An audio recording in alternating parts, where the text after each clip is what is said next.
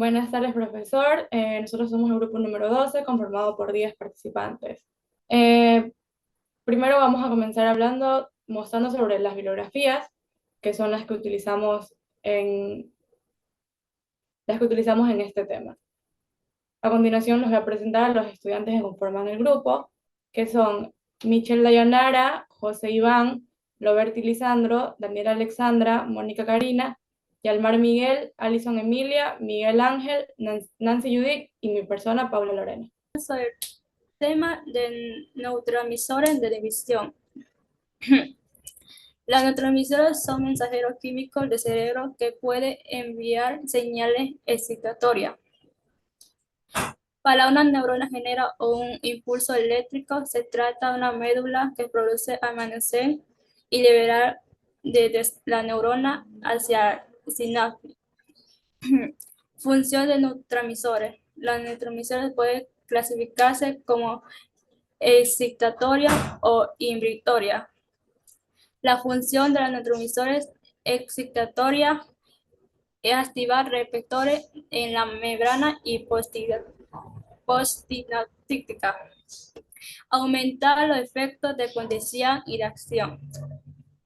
Esto se comparte una neurotransmisores actual invitado a una potencial de acción. Síntesis de neurotransmisores. Son sintetizados, liberados en terminación nerviosa.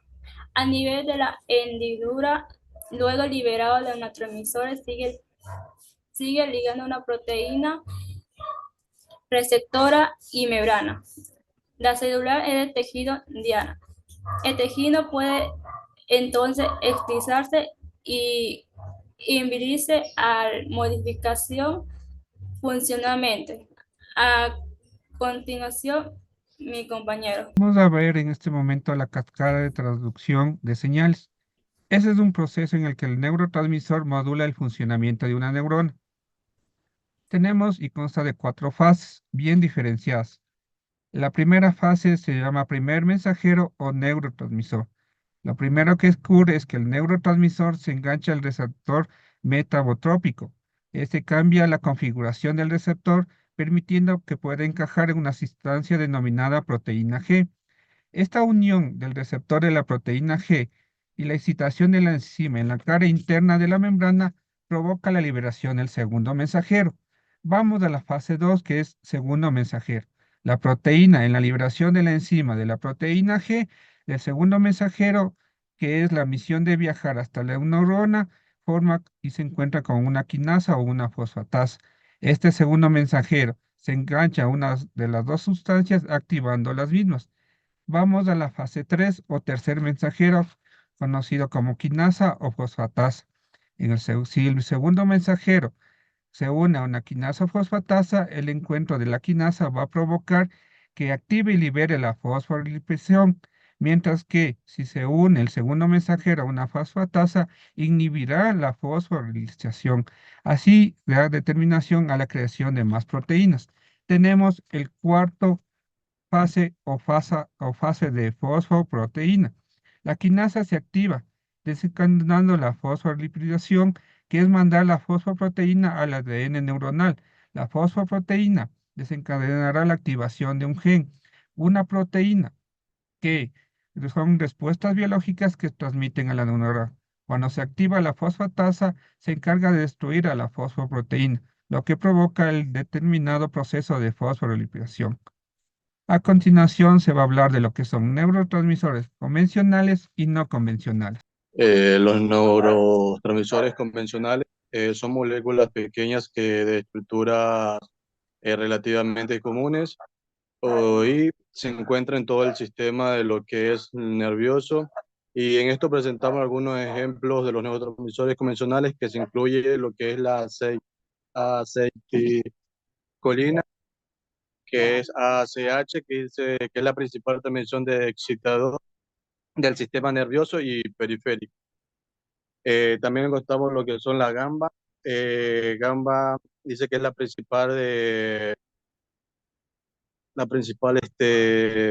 neurotransmisor de inhibidor del sistema nervioso también en lo que es el glutamato, que es el transmisor, dice, excitatorios más abundante. También la glicina, que es un neurotransmisor híbrido que se encuentra principalmente en las moléculas esenciales, dice, del encefálico. La dopamina, dice que es un neuroneuroso que juega un papel importante en la respuesta del estrés, la atención y la vigilia. Y la no, norepinefrina, dice un neurotransmisor que juega también un papel importante en la respuesta de la atención y la serotonina, neurotransmisores de moléculas pequeñas. En esta también se incluye algunos de estas, las cuales son la, la vitamina, el óxido nítrico, el monóxido de carbón y el neuropeptido. Son moléculas grandes y complejas que formadas por aminoácidos con los neurotransmisores menos comunes que tienen amplias gamas funcionales. En algunos de los ejemplos están lo que es la sustancia P, la endorfina y la vasopresina. A continuación, el siguiente compañero. Los tipos de receptores de los neurotransmisores. Los receptores de los neurotransmisores son proteínas en las membranas de las neuronas o otras células. Estas responden a una señalización química de los neurotransmisores. Esta se clasifica principalmente de dos tipos: los receptores ionotrópicos y los receptores metabotrópicos. Los receptores ionotrópicos, también conocidos como los canales iónicos activados por ligando, esto ocurre cuando el neurotransmisor se une a un sitio específico dentro de un canal iónico. Este se abre permitiendo el ingreso de flujos iónicos, lo que va a dar como consecuencia un cambio en el potencial de membrana. Entonces, decimos que los receptores ionotrópicos son proteínas de membrana que permiten el paso de iones específicos, como el sodio, el potasio, el calcio y el cloro, a través de la membrana celular, en respuesta a esta unión de un neurotransmisor. Estos canales convierten la señal química en una señal eléctrica, esencial para la transmisión rápida de señales en el sistema nervioso. Los principales tipos de receptores inotrópicos son los receptores nicotínica de acetilcolina, los receptores del glutamato y los receptores GABA. Receptores metabotrópicos. Los receptores metabotrópicos se localizan tanto a nivel presináptico, donde regulan la liberación de neurotransmisor, como a nivel prosináptico, modulando canales iónicos y receptores ionotrópicos. Los receptores metabotrópicos ejercen, por lo tanto, un efecto modular en la sinapsis rápida y mediante cambios en la liberación de neurotransmisor o modificando la sensibilidad de otros receptores o canales iónicos. De esta manera, puede producir alteraciones de la eficiencia de la conexión sináptica, contribuyendo a una de las más importantes propiedades sinápticas, que es la capacidad de ser plástica. Los receptores metabotrópicos son utilizados en diversas vías de señalización, no solo en los neurotransmisores, sino también de una gran cantidad de mensajeros extracelulares, tales como las sustancias olorosas y hormonas. Tenemos los neurotransmisores convencionales y sus tipos de receptores. Entre ellos tenemos los neurotransmisores aminoácidos, aminas biogénicas, purinérgicos, acetilcolina, neuropéptidos. Dentro de los aminoácidos tenemos a la GABA y al glutamato, que tienen y se activan receptores ionotrópicos y metabotrópicos. En cambio, la glicina solamente activa los receptores ionotrópicos. En el grupo de las vitaminas biogénicas encontramos a la dopamina, norepinefrina, epinefrina y serotonina. Estas son que activan receptores metabotrópicos. a excepción de la serotonina, que también activa a lo que es los receptores ionotrópicos. Así también tenemos a la histamina, que solamente se activa los receptores metabotrópicos. En el grupo de los purinérgicos encontramos a la adenosina y a la ATP, que también se la conoce como adenosina trifosfato. Estas activan los receptores metabotrópicos y a excepción de la ATP, que también activan los receptores ionotrópicos. En cuanto al acetilcolina, activa los receptores ionotrópicos y metabotrópicos. Y los neuropéptidos solamente se encargan de activar los receptores metabotrópicos. Continuando con la exposición, yo les voy a hablar acerca de los neurotransmisores no convencionales. Bueno, más recientemente se han identificado varias clases de neurotransmisores que no siguen todas las reglas habituales. Estos son considerados neurotransmisores que no son convencionales o también no tradicionales. Bueno, tendremos dos clases de transmisores no convencionales, los cuales son los endocannabinoides, que son neurotransmisores endógenos a base de lípidos que modulan la función cerebral, endocrina y del sistema inmunitario. De igual manera tenemos a los gasotransmisores, que están compuestos por gases solubles como el óxido nítrido, el monóxido de carbono y el sulfuro de hidrógeno. Estos transmisores se pueden producir en las células en todo el cuerpo, incluido en el cerebro. El monóxido, como por ejemplo el monóxido de carbono endógeno, se genera a partir del metabolismo del hemo y puede participar en procesos que implican la generación de fiebre, la inflamación y la supervivencia celular y el control de la dilatación de los vasos sanguíneos. De igual manera, tenemos varias enzimas que están involucradas en la producción del sulfuro de hidrógeno, que se cree que es necesario para que el cerebro forme y retenga recuerdos. Estas moléculas no son convencionales porque no se almacenan en vesículas simpáticas y pueden llevar a mensajes de las neuronas prosinápticas hacia la neurona presináptica. Además, en lugar de interactuar como receptores de la membrana plasmática de sus células blanco, como por ejemplo los gasotransmisores, pueden cruzar la membrana celular y actuar directamente sobre las moléculas dentro de las células. De igual manera, les voy a hablar acerca de la clasificación de los neurotransmisores. Y los neurotransmisores se pueden clasificar como excitatorios o inhibitorios. La función de los neurotransmisores excitatorios es activar receptores en la membrana prosináptica y aumentar los efectos del potencial de acción. En contraparte, los neurotransmisores inhibitorios actúan evitando el potencial de acción, además de ser clasificados estos transmisores en excitatorios e inhibitorios. Los neurotransmisores también se pueden clasificar según su estructura química, las cuales se han clasificado de la siguiente manera: en aminas, aminoácidos, monoácidos, las catecolaminas, que sería una subcategoría de los monoácidos, de igual manera las purinas, gases, péptidos y finalmente en ésteres. Tipos de neurotransmisores.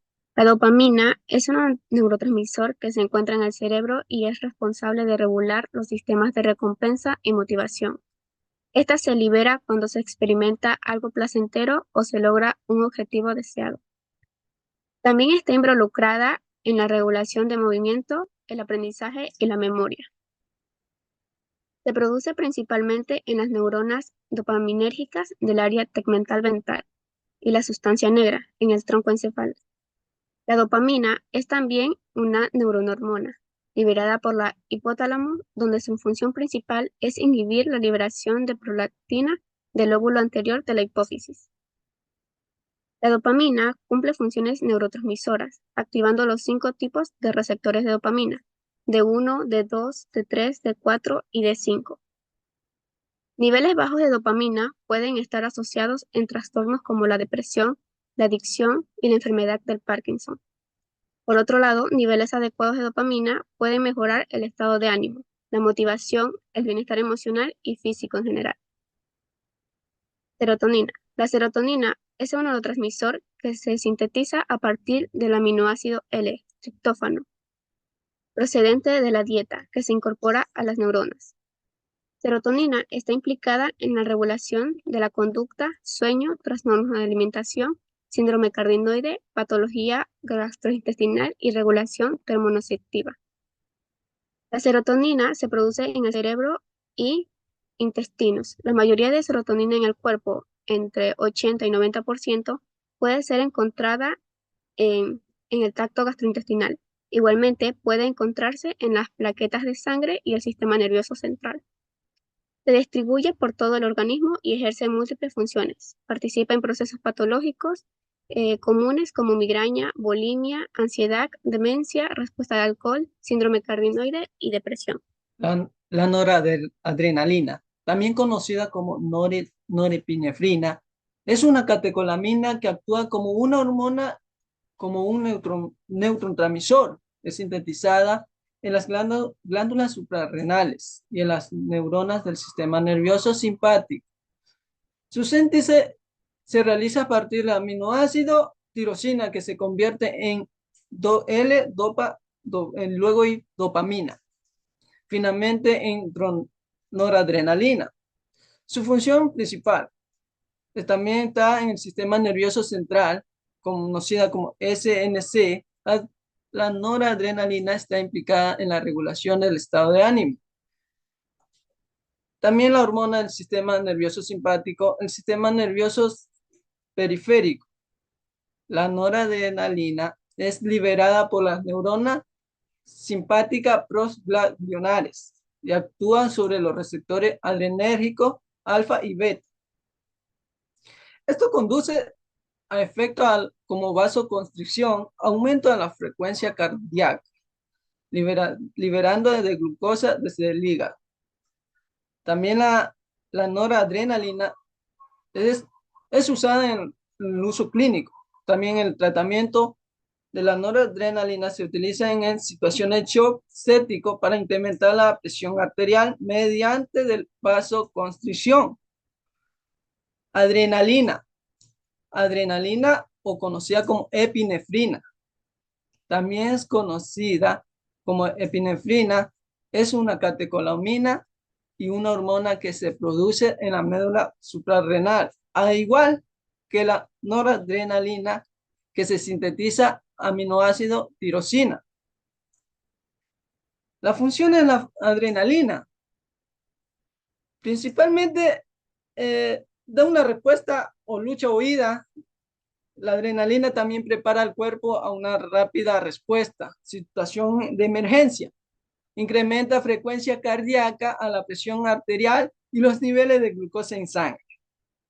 La broncodilatación relaja los músculos de la vía respiratoria, mejorando el flujo de los aires a los pulmones. También tiene función en el metabolismo energético, porque promueve la movilización de reserva enérgica, incrementando la glucogenólisis y la lipólisis. En este también tenemos uso clínico para un tratamiento de anafilaxia. Se administra en caso de reacciones alérgicas severas para contrarrestar la vasodilatación y broncoespasmo. También en el asma, en emergencia de la adrenalina puede ser utilizada para tratar de atacar a los ataques asmáticos graves debido a su potente efecto broncodilatador. También tiene unos efectos en el sistema cardiovascular, la adrenalina y la noradrenalina. La noradrenalina tiene un efecto más pronunciado en la vasoconstricción, lo que aumenta la presión arterial periférica. En cambio, la adrenalina tiene un efecto más equilibrado entre la vasoconstricción y la estimulación cardíaca, que también promueve la broncodilatación. Yo les hablaré sobre el glutamato y también sobre el GABA. El glutamato se dice que es el principal neurotransmisor del sistema nervioso central, que es el cual se encarga del 80% de la energía que es consumida en el cerebro y se caracteriza por ser el principal mediador de la información sensorial motora, cognitiva, emocional. También influye en la formación de la memoria y en su recuperación. El glutamato también está implicado en el sentido del gusto en células intestinales y en el metabolismo de las células del hígado. Lo producimos gracias a las proteínas que consumimos. Tiene como finalidad ofrecer energía al cerebro y ser el principal mediador de las señales excitatorias, ya que es necesario que sus concentraciones siempre sean correctas para que se pueda llevar a cabo dicha tarea. Un déficit dificultaría esta comunicación, es decir, no tendríamos energía, y un exceso de la misma tendría un efecto muy dañino para nuestro cerebro. El ácido gamma aminobutírico, también conocido como GABA, se encuentra en elevadas concentraciones en todas las partes del sistema nervioso central, y a menudo también se refiere a él como agente calmante cerebral natural. Funciona como el más ampliamente distribuido neurotransmisor en el cerebro, ayudando a controlar el paso de los impulsos eléctricos a lo largo de las células nerviosas a los músculos, también a los órganos, etc. La GABA nos va a ayudar para la ansiedad al ser un neurotransmisor, teniendo un efecto tranquilizante sobre el sistema nervioso central. Sus efectos en el insomnio también podrían deberse a las propiedades tranquilizantes sobre el sistema nervioso y el cerebro. Tener bajos niveles de GABA puede causar o contribuir a una amplia variedad de trastornos como ansiedad, depresión, epilepsia, estrés, insomnio, espasmos musculares, hipertensión, sequedad de la piel o aparición de arrugas. A su vez, también el GABA estimula la secreción de enzimas digestivas que, en caso de ser bajas, pueden causar problemas digestivos, problemas intestinales, etc. Les voy a hablar sobre la acetilcolina. Es un neurotransmisor sintetizado por las neuronas del sistema nervioso periférico. Dentro de sus funciones está el control muscular, la disminución de la frecuencia cardíaca, la estimulación del movimiento intestinal, la estimulación de la fase REM del sueño, la regulación de la síntesis hormonal, también consolidación de recuerdos, la disminución de la capacidad de la vejiga y la activación de los sentidos al despertar. Este neurotransmisor se genera en el axón terminal, que es la parte final de la neurona.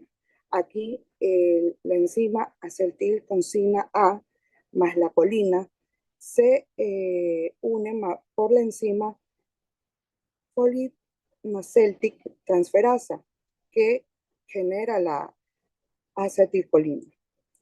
Una vez este neurotransmisor se puede liberar a través de un proceso excitatorio hacia sus neuroreceptores. Como conclusión, podemos identificar que los neurotransmisores son sustancias químicas generadas por el cuerpo que se cargan de emitir señales de una neurona a otra mediante un proceso llamado sinapsis.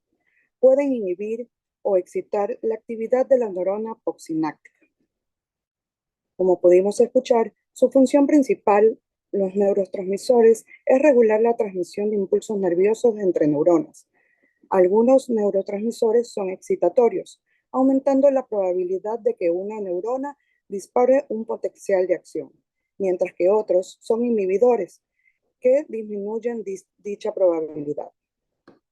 Entre los neurotransmisores que escucharon de parte de mis compañeros, podemos encontrar en la clasificación de los convencionales, que son los aminoácidos, aminas biogénicas, purinas, acetilcolina, neuropéptidos, y los no convencionales, como son los endocannabinoides, gasotransmisores.